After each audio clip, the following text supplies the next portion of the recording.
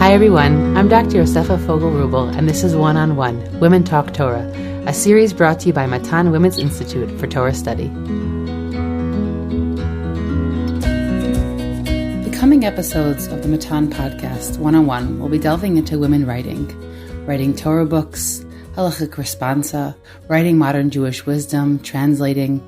In these conversations, we explore where their relationship with learning meets their identity as writers, how their creative identity intersects with their identity as women.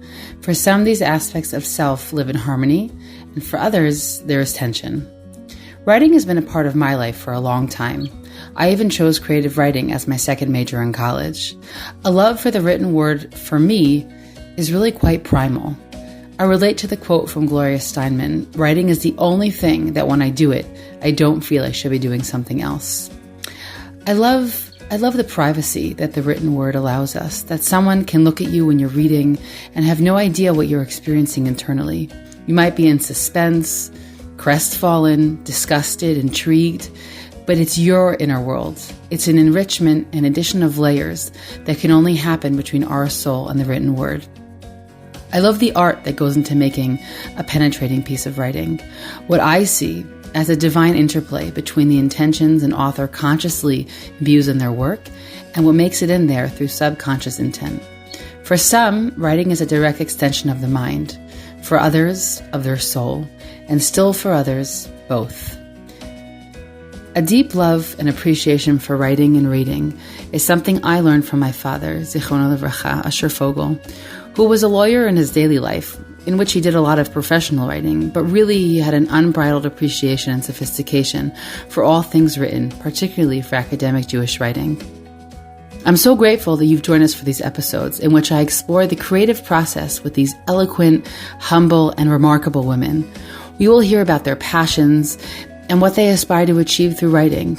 But I also seek to understand what moves them. How has writing changed them and their careers? Is being a religious female writer an identity that resonates with them and influences their process and decisions? Or perhaps not at all? Each episode takes us into a different space, each woman with a unique story and a unique area of expertise. I hope, above all, that these episodes inspire, move, and that they may even inspire you to sit down and write and to create something that really requires intention to put aside that time and actually accomplish it.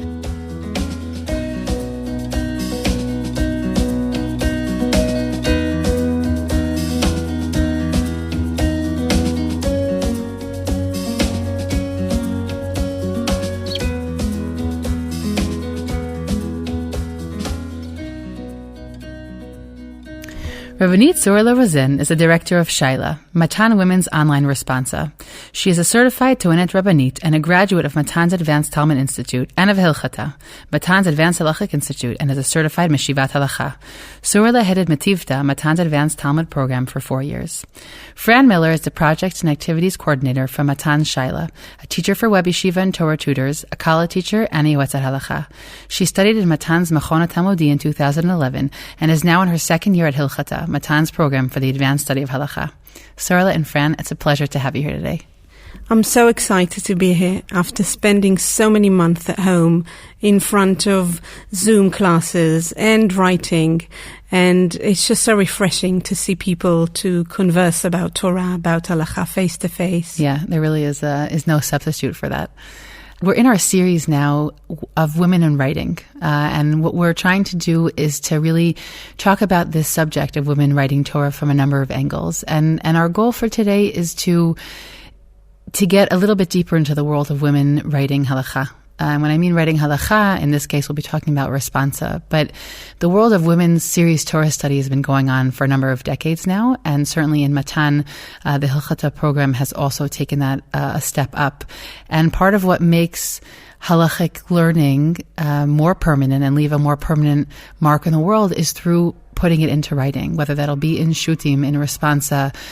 There will always be the oral conversation and the advice given to people in person, but there's something really unique and special and necessary about taking it to the level of actually writing, so that people get used to seeing women in that role as well, of being those who are also behind that which lasts for generations. So that is a little bit what we would like to get at today, and we're going to look at it through the prism of the program that you both are involved in and really spearheading in Matan.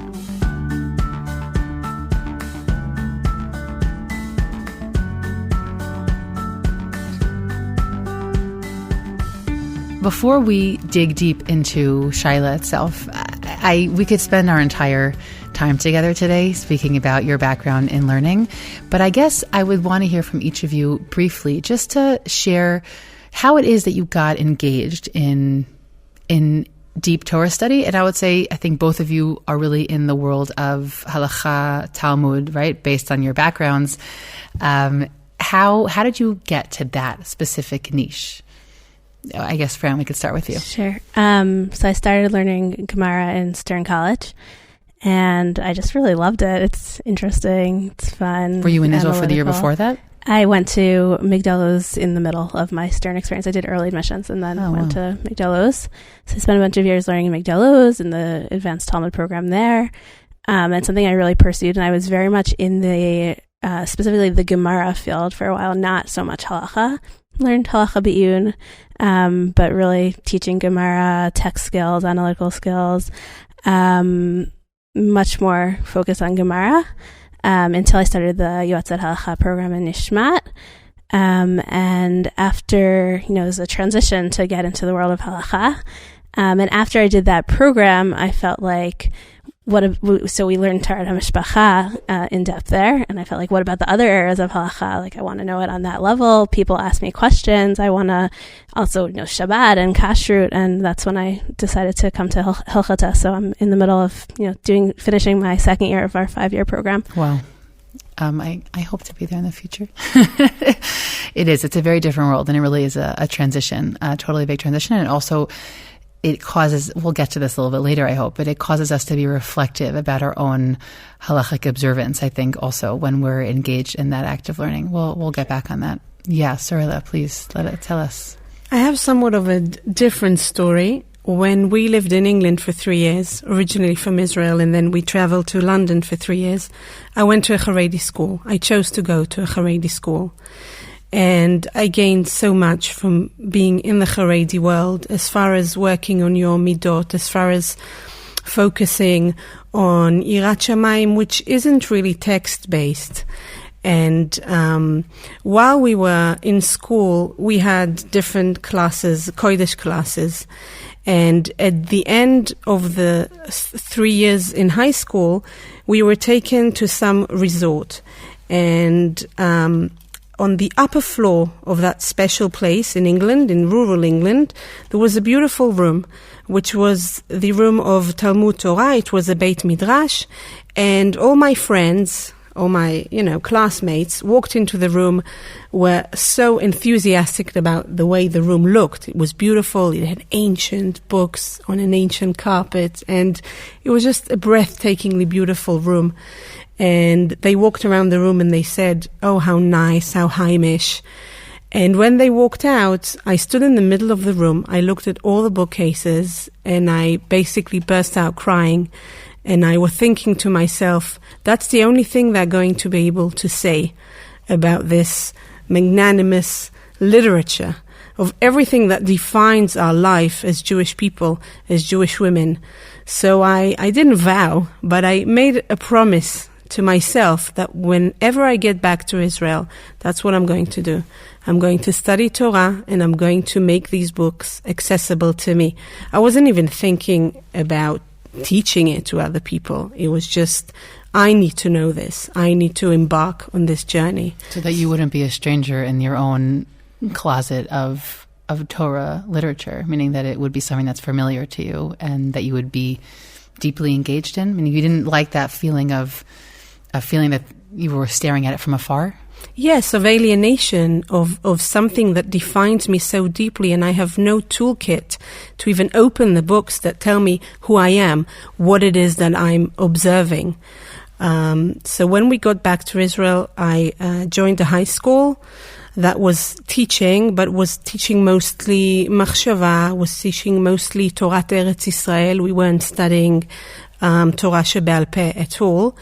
And when I went to Bar Ilan University, I joined the midrasha and I joined the Talmud department and the English literature department simultaneously, because I think these two worlds come together. I mean, literature gives you tools to understand texts, and the Talmud and Halakha are texts that you need tools to understand and dive into.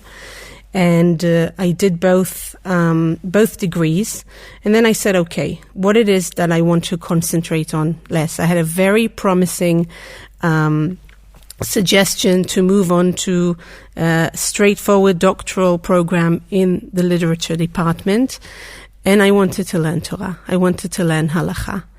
So I went to the Torah program, which was here in Yerushalayim, and I studied there for 3 years. On my third year, I married my husband, Rabbi Dr. Shlomo Rosen, and he said very gently, you did the journey the other way around. Maybe first one should study Gemara, and then one should embark on studying Halakha. Maybe now it's time to start studying Gemara. And I said, no, now I want to concentrate on building my family. And I had 2 kids, which are a year apart. And I was very happy in that place for a number of years. And when we moved back to Yerushalayim from the Koilel in Gush Etzion, where we were living, I said, I think Matan would be the right address for me to embark on this second stage of the journey of studying Talmud, and I joined the Talmud Institute. And from then it was just, everything opened up. I mean, all the tools that I had from studying literature and studying Halakha before helped me, obviously, to dive into the world of Talmud more easily. And since then, that's what I've been involved in. I've been teaching Gemara Iyun, Gemara Bekiut, Daf Yomi, and then embarking on teaching Halakha, the philosophy of Halakha. I really hear very strongly from both of you, A, the need for the foundation for Gemara learning, okay, and that Halakha learning needs to come with that foundation. Whether one comes first or the other is a different question and has a lot to do with everyone's personal timelines. I'm curious whether you want to answer it regarding Gemara or you want to answer it regarding Halakha. What does it ignite inside of you? Meaning, what makes you want to come back the next day and keep going at it? And again, each in your own tchum, whatever that is for you. Meaning, I'll just say, as everyone sort of thinks, that for me, because I'm a Tanakh person, I'm also engaging in the halachic side more in the past few years. But I mean, my heart, is completely in the Tanakh side, and but I love the toil. I love the yigiyah that is involved in rigorous learning. I would say in Halakha per se, that's something I enjoy very, very much. But specifically when I talk about where my heart is in Tanakh, I love feeling like I am just in a world that is far away, but that is ever present. Like there is that occupying that space of something that is both ancient and eternal is for me something that makes my soul sing. And it's what brings me back. Teaching is a whole nother field. That's different. I'm not talking about what we do in our daily lives, but I'm saying, what is it in that internal place that you feel is turned on that makes you want to come back? I think for me, I think this is true both for Gemara and Halakha, but it's feeling part of a bigger system, really connecting, tapping into everything that was done in previous generations and how things are understood. And I think for Halakha specifically, if you just know, we know sort of what our practice is, what if we grew up in, doing certain things or whatever, but it could just feel like very random details, don't really understand where it all came from. And I think through going through Halakha B'iyun and understanding it as part of a system, it's much broader than that. And it's just, you understand, it makes so much sense, where everything's coming from. And you're just part of this, Beit midrash that's larger than yourself. Right, that image comes to mind where Rav Soloveitchik, right, would speak about, right, everyone's nodding heads here for those of you who can't see, right, that he's speaking to the Rambam and he's speaking to Rav Yosef Karo and he's speaking to all the generations before him. So you're saying it really appeals to that place of connecting with the generations, and also you're speaking about it, an internal logic also, right, that you like that feeling where things fit into a broader system that feel they make sense, and not just these random particles that I've picked up along the way that I should do this or that. For me, it's the boundless richness of the Talmud world, which is also halakha. The Talmud speaks in so many different languages. It has the language of a Garada. It has the language of a set legal system. It has the language of social life. There's so many fabrics and layers in the world of Talmud that just keep me interested, keep me invigorated. And I feel, that there's a book that was translated from English, and an English book, which is called Eretz Chayot HaPere, right? When you embark on where the wild the things land, are. Right. Where the wild things are. That's what I feel, that when I embark on a page of Talmud, I know that I'm going to find wild things, very humorous, very clear thinking, yet cloudy thinking at the same time. And I have to wade my way through this maze, through this really enchanting forest of Talmud. This means a lot of energy. And I feel that from this point, this is where I enter halakha as well. People usually tend to look at halakha as a very restrictive system, while I understand it to be completely different. There are so many possibilities to help people get out of situations they're in, to solve things that might seem halachically, you just can't solve it, or you just can't come forward with anything that would be helpful. I think that's wrong. I think that halakha, which emerges from the world of Talmud, offers you just that, the so many doors that you can walk through and decide, okay, I'm going to try and solve this problem from this aspect or from another aspect, and let's try this. And the more fields of halakha you can also borrow from one field of halakha to another. And we see this in the Talmud, that different halachic topics are discussed in different contexts, in financial context, in the context of Hilchot Shabbat, in the context of Isur Veheter, and you ask yourself, why are they discussed in those varied contexts and situations in the Gemara? Because the Gemara is telling you, you can solve this particular case in so many different ways. And it's this rich world that has so much energy packed into it that keeps me going. Wow. So you're saying really being drawn into that world, and that the more halakha you learn, the more freedom you uncover within the system. That is very true.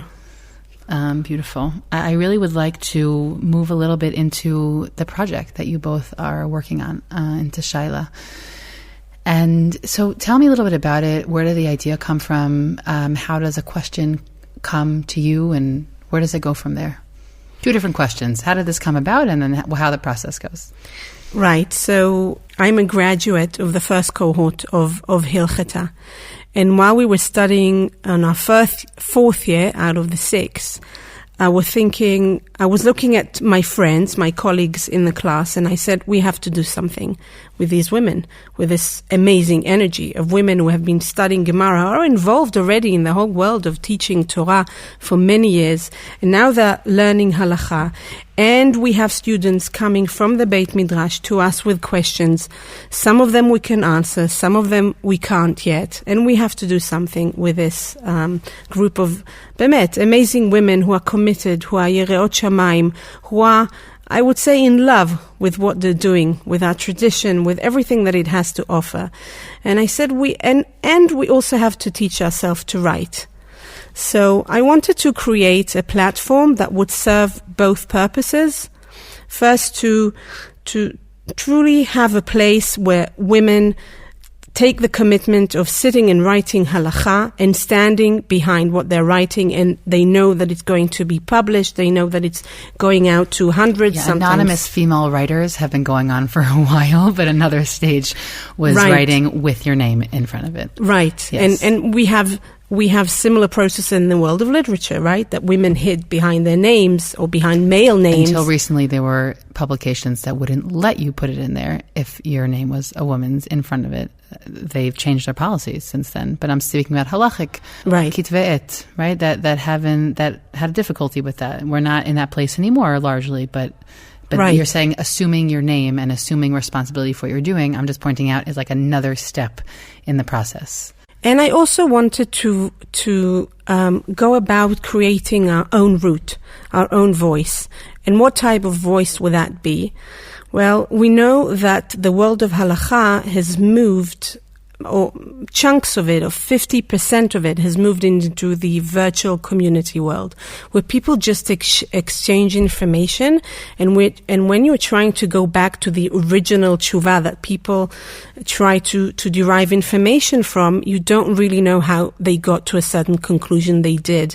And I said somebody has to take responsibility over that and to create and publicize tshuvot that are founded in the sources, that people who read them understand the process of how to get from A to B, and they can benefit from it. So it was a double meaning to what we were doing, creating a platform for women to write and to take responsibility over their writing, and to give a service to people who turn to Google, to find halachic answers, and getting a response that's higher level than 3 sentences. Yes, no, asur mutar. That then other people who didn't ask that question apply to their own life because they assume that their scenario was similar. Meaning that happens also with the internet, which is that you just look up a question. A lot of what happens with halakha questions, that it's also very based on personal circumstance. And so people will take an answer that they saw on a website and then they apply it to their own life, even though with their circumstances, the answer may not have been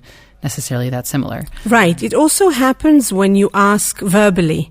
You get an answer and then you spread it around. This danger exists already in Torah shebe'al peh, Halakha shebe'al peh. But here we have a tool where we can actually record the actual answer, and people can go back to it and read it. While if I had a conversation with an halachic figure, then nobody else can go back to this conversation. Well, here you can. Fran, I would love if you would tell us also a little bit about how you bring some of this material out to the world, other than being on the Matan website. Sure. I think, one of the things that Shayla kind of touched on is the accessibility factor here. I think we live in a day and age where people are used to, I have a question, let me either WhatsApp my friend or pull out our phones and Google. And it's really amazing that technology has made that available to us. And I think it's important in terms of people looking for halachic answers to sort of keep up with that, because that's how we're used to getting our information. And so I think part of our goal here is to really make this something that's accessible. Someone who has a question, they know where to go and they know they're going to get reliable information. And like Shayla said, they're going to understand where it's coming from, instead of just getting, a one-word answer, or anyone can write anything, right? That's, and you don't know, are they saying that because that's what they do? Or are they saying it based on sources? So there's, we post the in-depth answers on the Matan site, but there's a form there for anyone who has a question. They can go on and ask a question. There's also a WhatsApp number, a phone number. Which is you? Which is Rabbanit Surale. Which is Rabbanit Surale. Okay. And they can send in a question. They'll get a short a quicker answer back, and then some of the answers are written up in a longer tshuva form that go up on the site. How can people access, they can go on the Matan website. Is there also a way that some of that information is accessed on other websites or other outlets? Yeah, so we're working on, this is a new project we're pretty excited about. We're working on a project with Sfaria. We're putting the tshuvot are going up there. And what's interesting about this project is we're making source sheets for every tshuva. So that means someone who sees either they receive the tshuva themselves or they saw a tshuva that they're interested in and now they want to learn it more in depth. There's now source sheets with all the background sources on the page that they can go in and read. Wow. And that'll also be a resource for teachers, I guess, if it's on Sefaria, right? Teachers are using that. It definitely could be. It comes up when you're in one of those sources, so you can link back to our page. Beautiful. I wanted to add another aspect that I forgot to mention before. The whole community aspect. I mean, I live in a neighborhood where many people don't belong to any specific community. They go shul shopping, and I'm not saying it in a critical way. They really want to experience different forms of davening, different types of community life here in Yerushalayim. And there are women who make aliyah, and they don't really have any connection to any specific rabbis or any other rabbinic authority. And from speaking to those women and from actually seeing it in my own building, I had a neighbor who walked in one day with a very simple question, and I was like, "What did you do till now? Who were you asking questions?" And she said, "I didn't. I mean, I just left it. I was either machmir on myself or too makel on myself because we don't belong to a community that has a rabbi. We have a community, but there's no rabbi to the community. And I really didn't have any address that I could turn to, and I would feel that it's an accessible go-to address." And since the embarkment of Shayla, I've been hearing that a lot from friends, from sometimes it's women who are divorced, sometimes it's women who are single, sometimes women who have families and just they don't go to shul and they don't necessarily have any rabbinic figure that they can consult with. Yeah, and I think that first of all, we often assume that people just have institutions that they're associated with, and many people are not. Or it was so long ago that it no longer feels relevant at all, even if they were well connected there. 10 years passed, right? And I'm not going to call them up anymore. So I think that's a really powerful point. And I think another powerful point is the woman piece, meaning people might know rabbis, but women might not want to ask them. And I'm not just talking about Hilchonita question. I'm not just talking about, stains or all different elements of family purity, but even if it's a kashrus question, or even if it's something that's quote unquote not so personal, it's personal, right? And people don't necessarily want to open up to a rabbi that they might be a lovely person. They may not know them well. They don't feel the same natural intimacy with them. That's very true. 80% of the questions we get have nothing to do with family purity. They have to do with everything else that goes on in your life. Educating your children, your kitchen, your davening, your hair covering, all sorts of things. Financial issues that people have to do with tzedakah, maser ksafim. So, and I think that's something I'm very involved in as the project and activities coordinator, of sort of trying to get to those people that Sarah mentioned that might not have an address. And the piece you mentioned of, people have institutions, but they might go back. There's also Matan as an institution. We're connected to a lot of people, and this is another way of we can go to people and as Matan talk about, another way Matan can be helpful to you. So we're working right now to be in touch with different people, different groups, college students who go back to campus might not have someone to ask questions to, people who are asking questions online in Facebook groups or things like that. This is another place to get reliable information online. So that's something we're working on.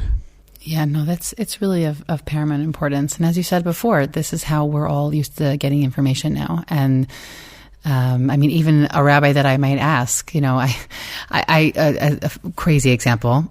We had a very crazy situation. We have a huge trampoline on our porch, and we live in the highest point at this point in Gush Etzion. And one night, we got it in the third lockdown, and this was like maybe 2 months later. Crazy winds, like really insane. And how do we know how insane it was? Because we woke up in the morning at 6 o'clock in the morning, and my husband looked outside and he said, "Where is the trampoline?" Okay, now we live on a ground floor, but the ground floor in Gush Etzion means that there's other people who live below you. Okay, but you yourself are by the street level.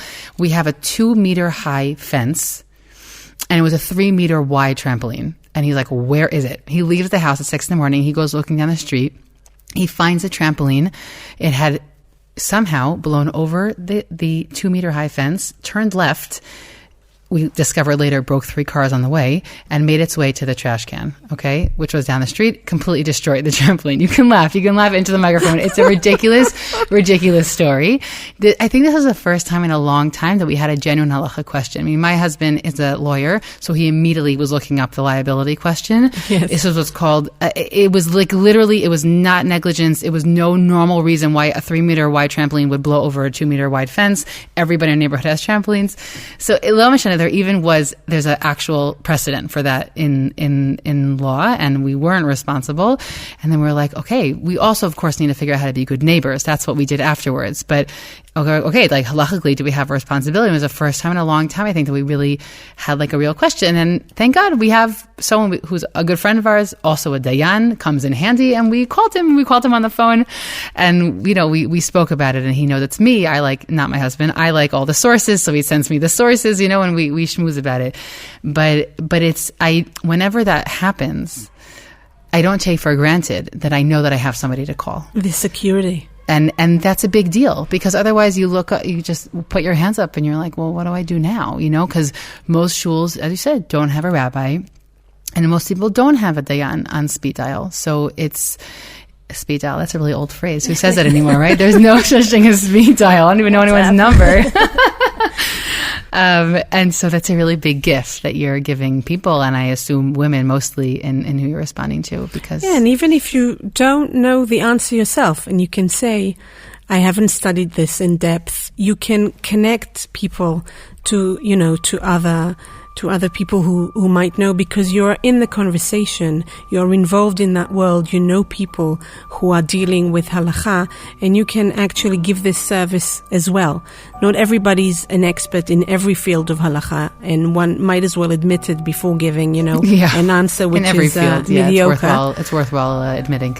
But you're in the know, right? You know who to turn to further and give aid to people who turn to you. Yeah.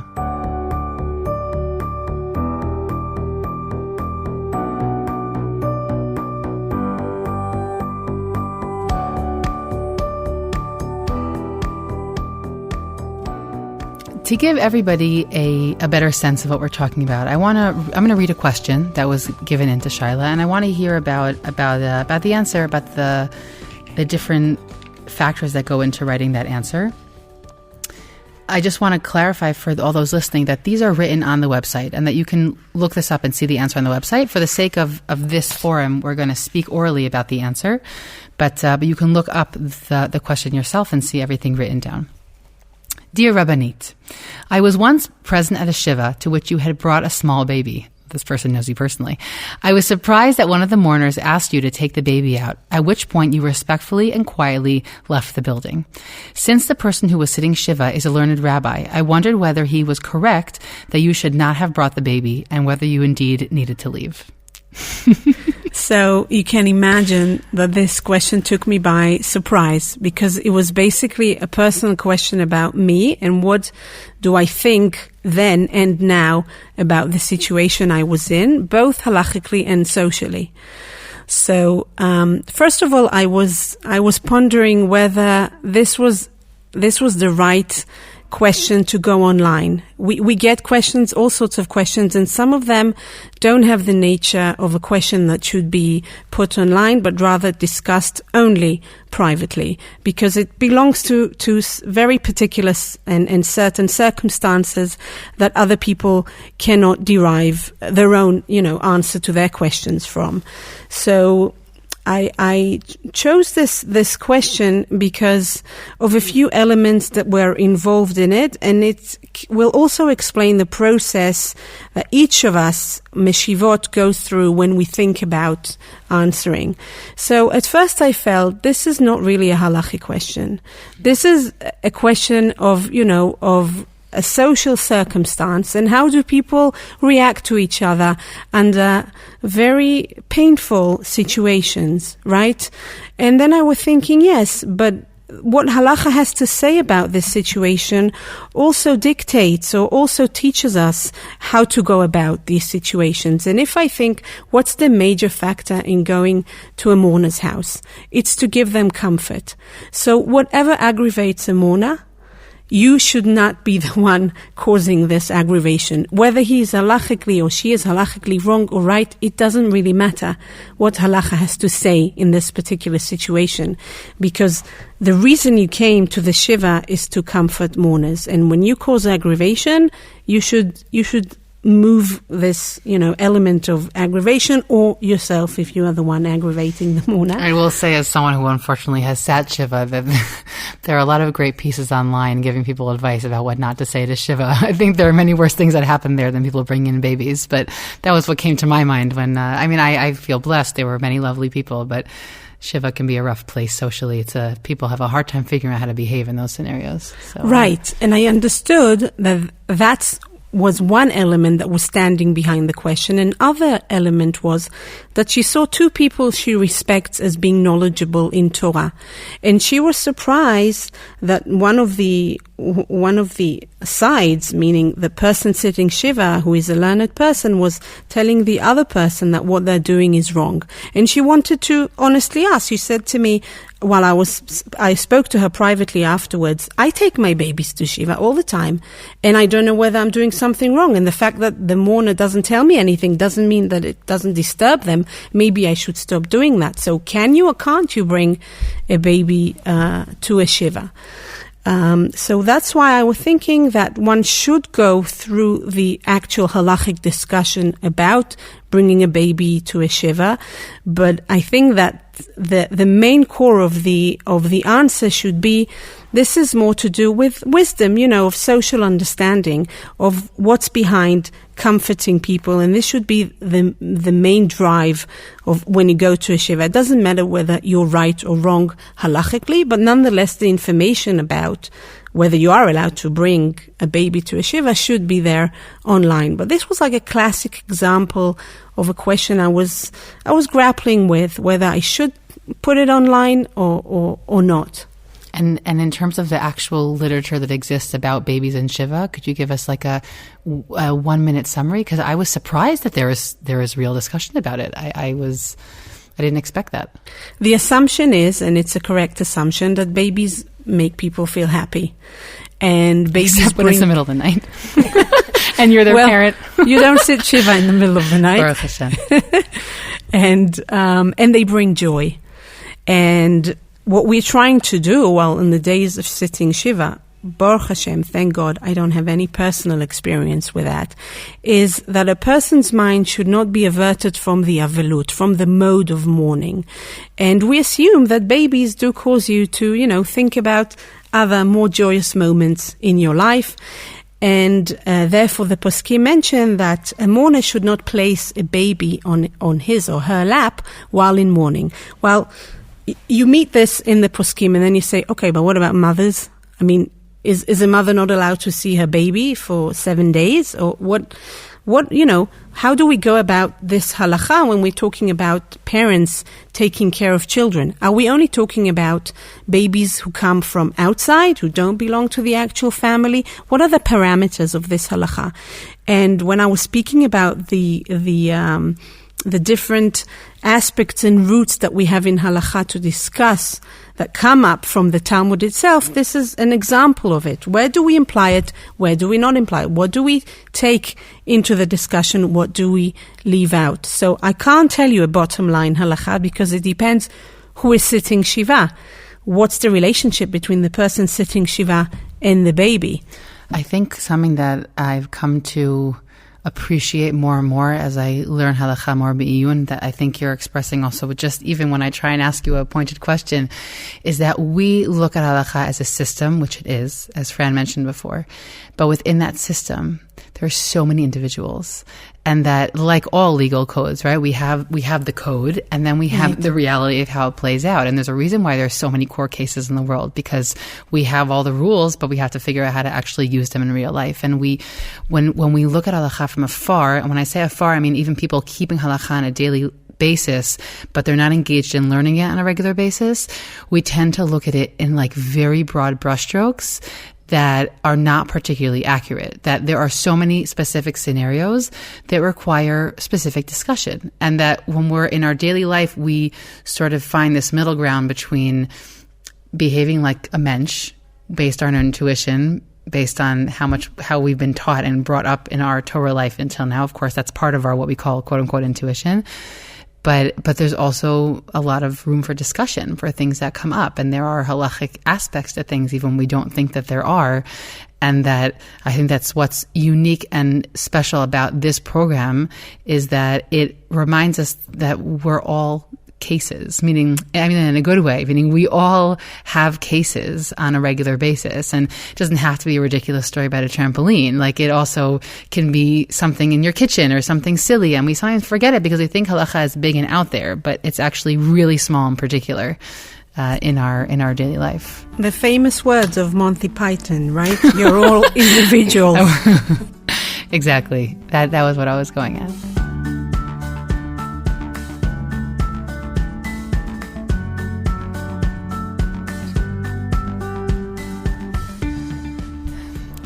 Before we close for today, I wanted to address two issues that to me are really meta halachic issues that I think are particular to our discussion today and also in general to halachic learning. The first is about commitment. That I think those of us certainly who teach text, who teach halakha, who teach Torah in all of its forms, that we see that commitment to halakha is something, the word commitment itself is just not so popular. Let's put it that way. It's not a very popular word. It's not cool. And that we're in an age where people really want to connect. And that's a great thing. People want to connect and they want to feel personally connected, but it also sometimes means they want to feel convinced before they're going to be committed to halakha. And those are my personal approaches to it. But I'm just curious if either of you want to speak to that topic as women who learn and teach halakha, how that plays into your daily life in any particular way. So I think that, like, exactly like you said, we live in a time where, well, first of all, I think we're open to other ideas, we're intellectual, we're thinking about things, we're exposed to a lot of things. And I think there very much is that piece of people, the I, or who am I, and where do I fit into that system, and wanting to feel connected to it, and wanting to, understand what this does for me. And I think that's a beautiful thing, right? When we're talking about keeping Torah and keeping halakha and wanting to not just wanting to keep it because that's what the book says to do, but really wanting to feel it. But I think it's a challenge. I think that works very well sort of as a hashkafat olam. Like, I'm going to let anything goes, and I'm going to feel it and feel how it works for me. And I think for halakha, where suddenly there's rules and there's, how do you do it? It's a very big challenge. I don't have all the answers. I think part of it is learning more and understanding. Like I said, sometimes it just feels like random details and, why am I doing this? I've definitely gotten, I remember this particular story, but I've gotten these questions in many iterations. I think I was teaching Borer on Shabbat, right? Separating things. And a student finally looked, and we're talking about literally the most technical things and how do we do this? And a student looks up at me and says, does God really care if I pick out the strawberries from my melon on Shabbat? And it was a very, without going into the actual halachot of that situation, but that I feel like students that's what they're wondering. I've gotten that question in so many forms. What do you answer? Because, by the way, I grew up in a house where that's what my father said to me. God doesn't care about the seeds in the watermelon. I mean, I grew up in a home with a very healthy dose of skepticism. That was the milk that I drank from my amazing father. Gemara. Yeah. Does God care about where you shech the animal? I mean, there's a whole discussion around that. Yeah. So I'm just curious what, I'm sure you've come up with all different things. Right. I don't have all the answers. I mean, I think part of it is to encourage that. Sometimes we can go too far to the other extreme and just go through the technical acts, but lose the feeling that is meant to be behind it. And so I actually really like to encourage, the place where that thought came from. Of, I actually want to feel connected to this and I want to understand where it's coming from. I'm going to keep going back to I'm a Halakha B'iyun teacher, so I'm going to keep going back to that point. But I really do think, as you learn more, right, you understand the system and you understand what we're trying to get at and what the broader picture is here. And yeah, it does translate itself into details, and any legal system deals, at the end of the day, right, it starts with these broad ideas and it translates down into these little detailed questions. And it's not only about the detailed questions, it's about, there's these broader ideas that we're trying to reflect in society. And sometimes the way to make sure that these ideas will be continued in society is through dealing with those little pieces. But I think a piece of it is to learn, the broader idea.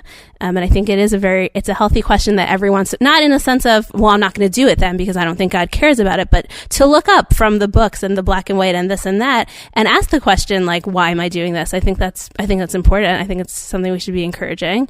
But I think there does need to be that leap of being committed to the system. I'm going to do, like, asking it. Basically, it's a question of, right, there's so many sugyot about this, about asking questions, and it's all about how you're asking it, I think. And I think it is a very important question to be asking. But the question is what the underlying assumption is the assumption that convince me or else I won't do it, or the assumption is I'm going to do this, but I would like to feel that I am integral in this process also. First of all, I think God does care about it. Kodesh Baruch Hu gave us Halakha. Kodesh Baruch Hu gave us detailed information about how he wishes us to keep Torah and mitzvot, and to guide us through the maze of life, through the maze of the differences between Kodesh and Chol, Tumah and Tahara. And this means that as a Jewish person, with everything, every breath you take in your life, this might sound like so big and ambitious. You are involved in thinking of the halachic system, of the Torah value of mitzvot, and you're doing something that God cared about. I'm not going to speak to him as if he's a human being, but I might just thought about and thought this was the appropriate way for human beings to live. So I think, yes, God cares about it. But I do want to talk about how do we define commitment? I mean, I see people who are struggling really on a daily basis, just to keep themselves within. They don't want to be considered outside, and they have many challenges in their life, and they don't want to be considered as creating something else, something new, something that needs to be redefined, and they're trying to give nuances to what we call, the Orthodox community. And it is our responsibility, the people who have the information, the people who can help these people try and rethink about how they maintain themselves within the community, within keeping halakha, within, wanting to belong. And we cannot run away from it on the basis of, people don't really want to be committed. They do. They're just asking themselves, how on earth do we do this? And what does that halakha means in our life? And we are supposed to be giving them aid in trying to answer these questions, and the need to continue and be committed on one level or another. That's a really beautiful response. I think also what you're pointing at is that what can sometimes seem on the outside to be challenge and even sometimes rejection is actually someone searching to find themselves in that thing. I think, Fran, you also were really touching upon this, that they're and I agree with you. I sometimes am always so surprised, even like I keep halakha, of course, and I keep halakha in private as well, but I'm always sometimes surprised that people are also really doing that. It's almost like it's so crazy, so many things we do. And certainly if you talk about family purity, that's for sure, but not even. And I always am so surprised when people ask a question and I realize, like, wow, like people are really committed to doing this. And it could be that you would guess that from the outside, and it could be that you wouldn't. And right. And what you're saying is that people are mamash dain moslim et nafsham, meaning they're really putting themselves on the line to keep themselves inside the community because they want to be here and they believe in being here, and they're trying to figure out how they can do that.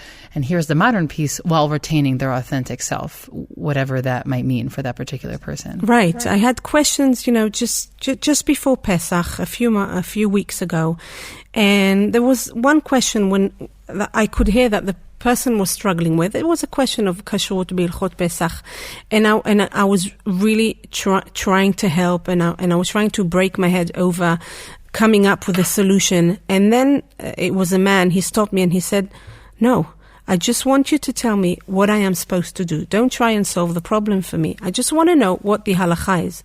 And if you would know this person, if you would see him on the street, we are so judgmental. You wouldn't think that this is a person who would insist on just wanting to know what is it that he's supposed to be doing in this situation." Yeah, totally. I guess I also want us to address at this point briefly, but address the question or the fact that we're all sitting here and we're women, speaking about halakha in what to me is the most natural conversation. I mean, I could talk about this all day long, really, if I would be allowed to in my life. But then people tell me to calm down and stop being so intense. But I think we're at a place where it's an evolution. I don't think that there have been moments of revolution, but I think that largely there's been an evolution in how this has come to be, that here you have two women who are, really Gemara and Halakha teachers par excellence. And I guess I'm curious how you view your role at this moment of history. And when I say this moment of history, I mean this moment of women engaged in learning and teaching. I am very aware of the fact that women really deeply interested and engaged in learning Torah on a high level we're still by far the minority of Orthodox women, and I don't minimize the fact that other women are not interested in that. That's perfect. If it worked for your great grandmother, it'll definitely work for you now. Do you know what I'm saying? But I guess I'm curious how you view your role and what you might want to bring at this moment of history, which I think is also an exciting one. So that's a big question. I think if I thought about that on a daily basis, I'd probably be overwhelmed. But I'll touch on two elements, I guess, that I thought about. First of all, I think we already spoke a lot about this process of Torah Sheba'al Peh and how there's the human involvement in it and the individual cases. And I think part of what's going on here is, in order to answer a question well, and to, there's, as Sarah spoke about, there's all these different sources where you can look at it from different angles, and how are we going to choose what angle we're going to look at it from, and how are we going to bring in which cases? And we spoke about, these broad ideas that come down into little details. And I think in order to answer the question, you really have to understand who's sitting in front of you, and you have to really understand the details of the question and the circumstances. And I think there's an element here of relatability, depending, of course, on the question, and not every question we get has to do specifically with women or with, a baby being brought to Shiva, which is a circumstance that a young mother might find herself in. But I think in a way, we're able to understand that question in a broader context, understand where it's coming from. And we saw that, we spoke about already a lot, how halachically that really makes a difference. So that's one element. That it actually could impact the answer that's given, meaning based on how much someone can intuit the circumstance of the person that they're speaking to. Yeah, to really understand where they're coming from in that question, really understand the circumstances, being able to imagine it. And I think another piece of it is just accessibility. We spoke about not everyone has someone they feel comfortable picking up the phone and calling. And I want people to feel like they have someone in their lives that they can pick up the phone and talk to about this, the most natural thing. Even when there's all these personal things involved in it. And sometimes that conversation is going to be a friend or, a woman in your community that you feel like you can turn to with these type of things. Sometimes it might be a little bit more comfortable. So at this point in history, I feel that first of all, there are women who have been in the system, who have been learning and discoursing in Gemara and Halakha and Bichlal in the Jewish world and texts for the past 30, 40 years, some of us even 50, the ones who were zoiche to start early. And it's critical that we take the responsibility of first of all sharing our experiences and how to go about it, how to embark on this journey, and to empower and strengthen women who are starting now. I mean, most schools in Israel still don't have Torah Shebe'al Peh in their curriculum, and that means that women start later, right? They would start after Shirut Leumi, they would start after the first degree, they would start after the army, whenever.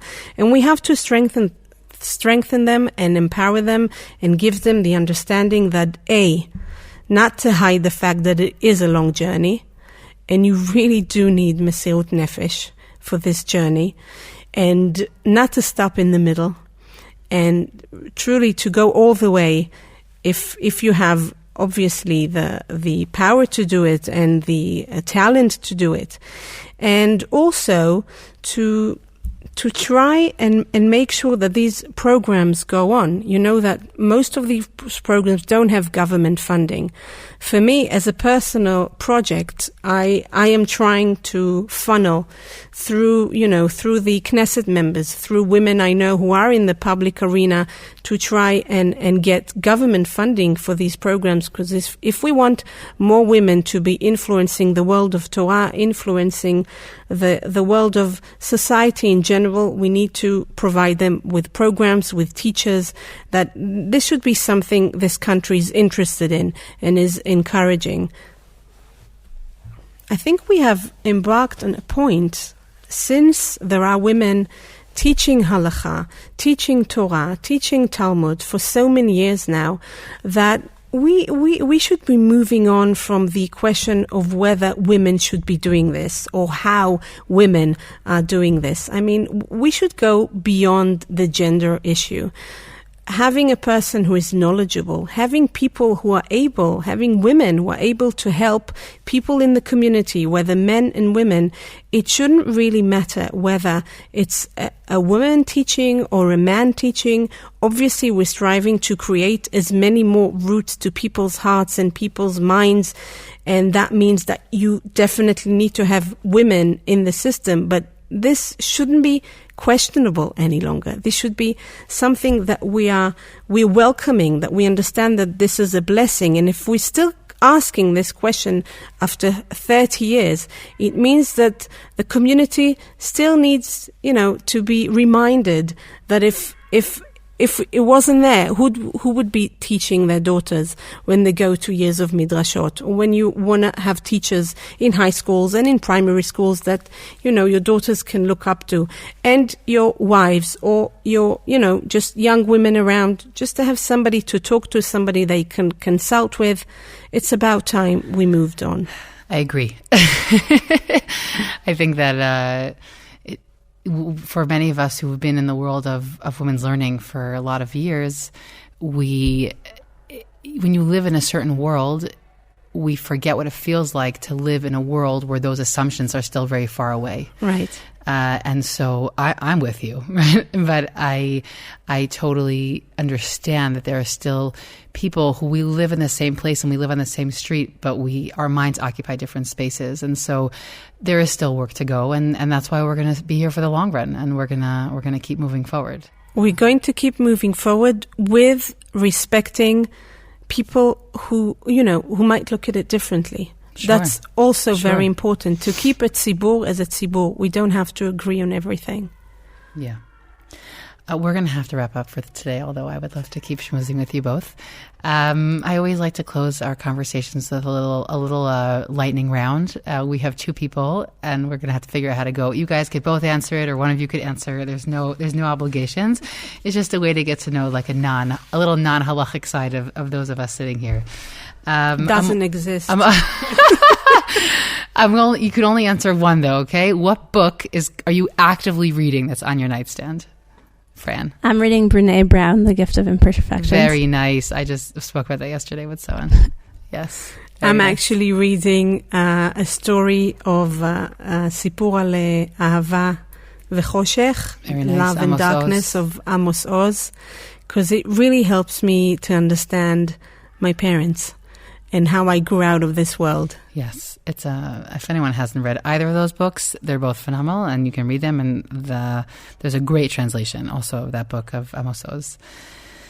I think I've mentioned Brene Brown on the podcast up until now.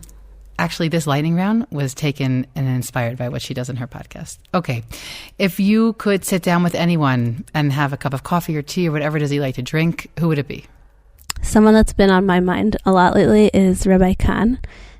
He should be well, Bezrat Hashem. And I mentioned at the beginning, he was the first person I learned Gemara from. You didn't say his name, but you said you were in Stern, and he was also my teacher. So, yeah, I don't remember if we were in class together. No, you were in advanced. I was just intermediate. But sorry if this gets long for the lightning round. That's okay. I feel like I started my path in learning Torah Shabbal Peh with him. I went there with no background, not having learned with it, and he's responsible for two things. One is just the fact that I decided to learn it. He took time and sat with me in his office and told me stories of the Rav and what Rav Soloveitchik felt about why women should learn Gemara, and really convinced me to join the class. And also my skills started from him. It started from there. So I would love to go back, first of all, just to say thank you. And also, I've gone other places with it, and to see, what I built on that. I'd love to tell him about that and thank him for that, and also be able to pick his brain as a Gemara teacher. And he's also a psychotherapist. That's true. Which he used to hide from us, but we found out. Wow. But I actually saw him, you should know, in a cafe. I guess it was a while ago, right?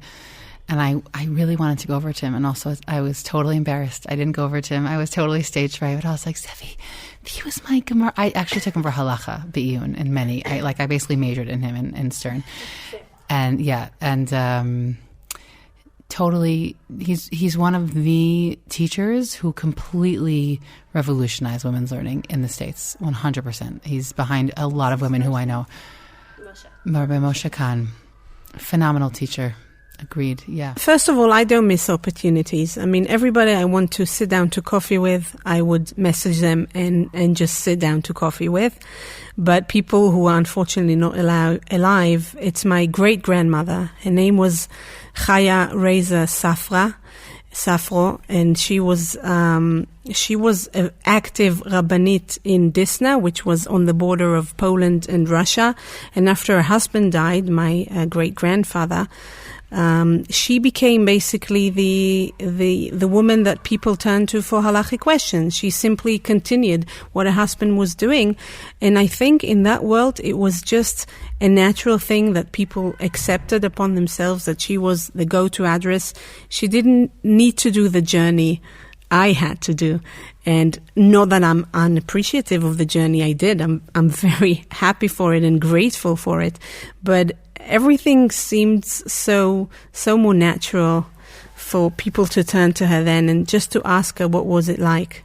I think that's ironic that your grandmother didn't have to work for something that you have to work for. That's a little bit of a historical irony. Our time is really closing today. I think I'm going to end with a final question, okay? And I am curious if you can share a favorite tefillah that you can think of. It's something that's dynamic, by the way. I just want to preface that before you even answer. People always like to say it's something that I'm thinking about now. So it doesn't have to be your world favorite always, but something that right now is speaking to you. A tefillah that I've always loved is the tefillah for Knisa Lebeis Midrash. I don't know if everyone's familiar with it, but it's printed in the front of a lot of Gemaras. I think I used to connect more to I like the concept of framing our learning with a prayer and, before and after, and sort of putting the learning into a religious and spiritual context in that way. I think for many years I didn't really relate so much to the specific content of that prayer, which is very much halachic, that I shouldn't say that something's pure is impure and all sorts of things, really halachic oriented. And I don't know that was always the goal of my learning. So it's more a concept. Although recently, in recent years, that part also is very relevant. I get a question and I don't want to make a mistake. And, and you really need siyata d'shmaya for that. Yeah, I had a teacher when I was in seminary, also left a real imprint on my heart, and Israeli Rav from Har Nof. And he used to say that every time he started teaching us, and it left such an impression on me. I relate to that. Thank you. I have a piyut, which we sing in Yom Kippur. I really can't say I say the words because I just break down in tears whenever we start the piyut ve'avita tehila. It's a piyut that speaks about the fact that human beings stand before God with their kishkes, right? With everything that goes wrong in their life, with everything that says that we're human, with our pains, with our needs, with our worries. And this is what HaKadosh Baruch Hu wants. He wants tehillah. He wants his praise to come from human beings who are struggling, from human beings who are paining, who are joyous moments. This is what he wants. This is what he wants us to be ourselves, to be human beings.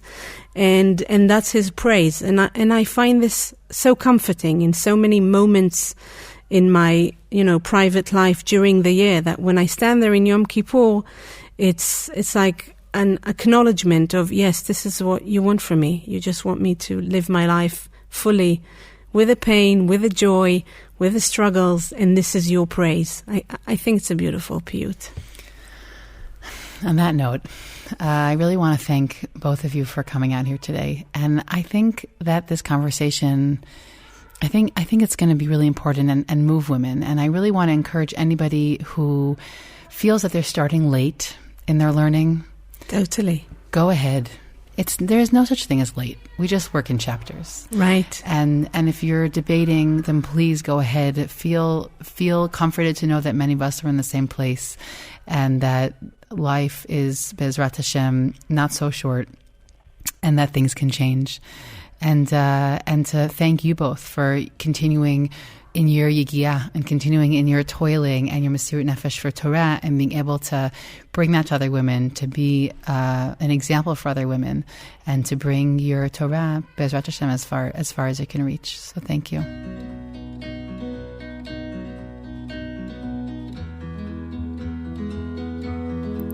I hope you enjoyed this conversation as much as I did. I'm Dr. Yosefa Fogel-Rubel, and this is One-on-One Women Talk Torah, a series brought to you by Matan Women's Institute for Torah Study.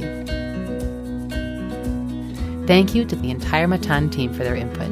Please do One-on-One and Women's Torah Learning a small favor by sharing this podcast with family and friends so that we can reach new listeners. You can stream and download these episodes on Spotify, iTunes, and Matan's website, and write us any feedback at podcast@matan.org.il. That's podcast@matan.org.il. Thanks for listening, everyone.